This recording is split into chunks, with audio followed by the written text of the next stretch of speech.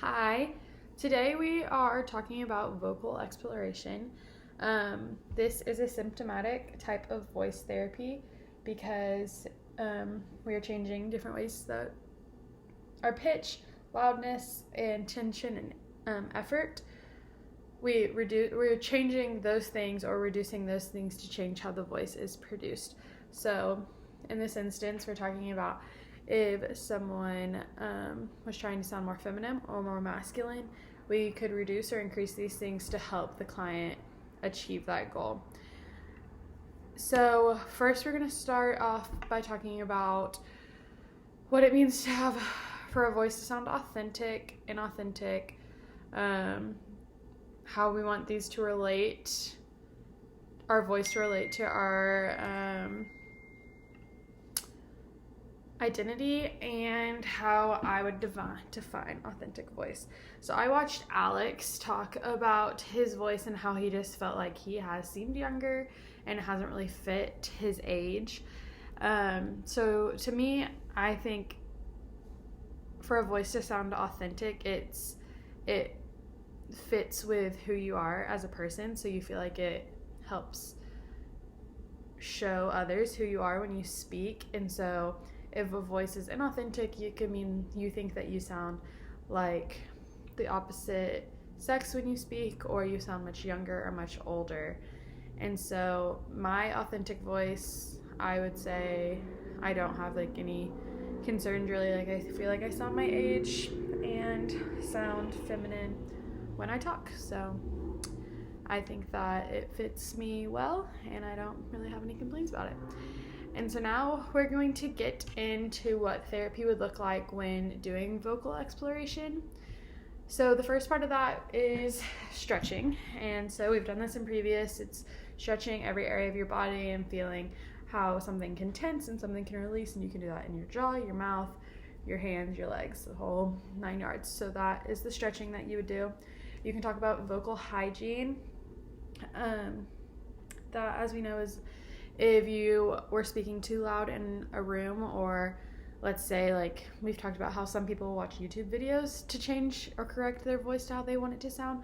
That's not always the most appropriate way for them to produce that. So we can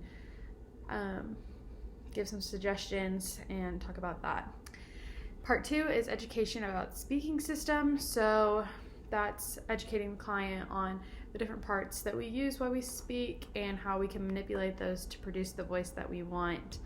And then we can talk about the goals that the client has and maybe let them show us some videos of other people's voices that they like, so we know what they are working on. Part 3, we're going to talk about breath support. So we're going to use flow phonation. We're going to use this exercise to feel the airflow and to see the airflow. And we can also use accent method to realize you can control loudness and softness of your voice. So realizing that our breath is helpful, the air that we breathe in is helpful while we're producing these our voice, and that also boys speak lower than girls, so if we speak lowly, that can help our voice sound more masculine and vice versa. The next part is about changing pitch, and so pitch can help someone sound more feminine or more masculine. So one way that we can do this, like Dr. Perrine showed us in the video, is by listening to those pitches on like a keyboard or the app that we have on our phone and getting Pratt and letting them see that. And so we can have them hear the different notes and time it out and let the client see it on Pratt. And then the next part is resonance change. And so teaching the client that resonance is basically where the voice is produced in your mouth, and that resonance can help sound more feminine or masculine. So for girls, we talked about rubbing our jaw, and we won't really hear much change because we already are speaking like girls. And then for men, our shoulders and the chest can help sound a little deeper because we feel that's where we want our voice. So something like that. And then intonation, we've talked about in class. Girls will add pauses or give like a pitch rise and fall when they're saying certain words. So practicing that and emphasizing words and not emphasizing certain words. And then also talking about how girls will like hold out vowel sounds a little bit more than boys and are a little bit more kind of dramatic when they speak. So it's kind of practicing more of like the delivery of the speech to match the gender that they are wanting to reflect to others.